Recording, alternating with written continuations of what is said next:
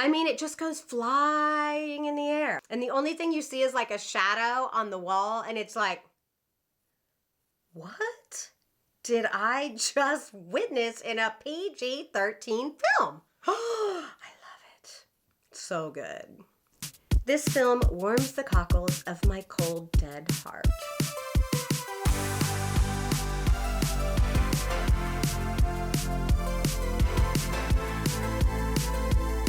I'm reviewing Lisa Frankenstein, directed by Zelda Williams. Yes, Robin Williams' daughter. Written by Diablo Cody, yes, the one that wrote Jennifer's Body, and starring Katherine Newton, Cole Sprouse, and Liza Soberano. I'm going to keep this review as spoiler-free as possible. I'm really not going to give anything away, because I definitely want you all to go see this film. I had the opportunity to go to an advanced screener of Lisa Frankenstein. So they told people to dress up, and obviously I did. I went 80s goth. My friend Vanessa just did 80s, and she pretty much looked like a superstar. We did not get pictures of our full costumes though, so that was kind of a fail. I did wear my pink holographic Doc Martens. Yep. And they handed out these awesome sweet tarts since, you know, this is a Valentine's film. Lisa Frankenstein is about a girl named Lisa, not actually Frankenstein, played by Katherine Newton, who is an outcast, is a weirdo, is definitely a gothic romantic at heart, and doesn't really fit in. Her mother was tragically murdered. Her father remarries, and she moves to a new town and a new school for her senior year of high school. She has a new stepmother, played by Carla Gugino. I love her. And she is deliciously wicked in this film. And she has her new stepsister, played by Liza Soberano, who is absolutely precious and so cute, and I loved her character so much. She finds comfort in a cemetery for bachelors, unmarried bachelors. They're buried in this very odd, weird cemetery. The whole feel of the graveyard is pretty interesting, and of course they have a statue of Cole Sprouse. Lisa does gravestone rubbings, you know, of his tombstone, which is actually pretty awesome. We only see the gravestone rubbing that she's done that says Frankenstein, and then she writes her own name, Lisa Frankenstein, like she's married to him. Just kind of sweet and cute. You know, she talks to him. She leaves her mother's rosary with him. Well, a thunderstorm comes through with green lightning, which usually signifies a tornado, and they do mention the tornado. And this major ball of lightning hits his grave and reawakens Frankenstein. So I guess he really is Frankenstein in this, not really Frankenstein's monster. Basically, the whole film revolves around her and her senior year of high school and trying to navigate and just live her life, and now dealing with the emergence of Frankenstein. This movie is PG-13, and there have been a lot of PG-13 films recently that I have not really enjoyed, but I do like PG-13 films when they're actually good. And I will tell you right now, without a doubt, 100%, I loved this movie. This movie was so much fun. It's weird, it's quirky, it's offbeat, it feels a little wrong, but oh so right. It is so romantic, and I know that sounds weird and crazy, and as you watch the film you'll be like, I don't understand what she's talking about, but it really is. It's such a sweet film. Oh, I loved it. I just fell in love with Cole and Katherine. This is my favorite role of Katherine's. I love her in Freaky. She's way better in this. Way better. Like, I adored her. Cole is just so precious. For 99% of the film, he doesn't have any dialogue. And he is really good and really cute and precious at emoting without saying anything. And he makes these cute little faces, and he has super good hair. Like, he has really good hair. I was like, damn.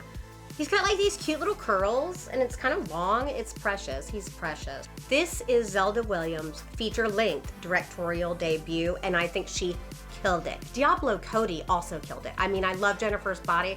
I like this more. Diablo did mention that this film belongs in the same world as Jennifer's Body. Not that there's any mention to that or anything concrete to prove that, but she's saying, as the writers, that they are both done in the same world, which I think is very cool.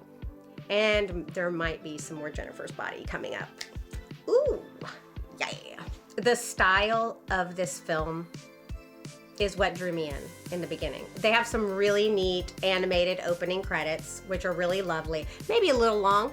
I was ready to get to the film, but I still enjoyed them and really liked them.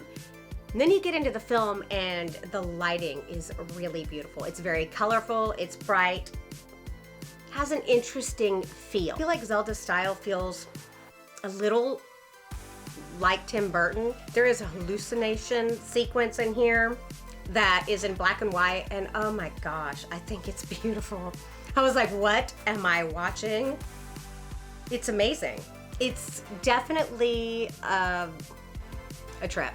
The movie is definitely a trip. I will say it starts off maybe a bit slower, but I enjoyed it thoroughly, and I liked what I was watching, and I liked the visuals, and I liked getting to know the characters.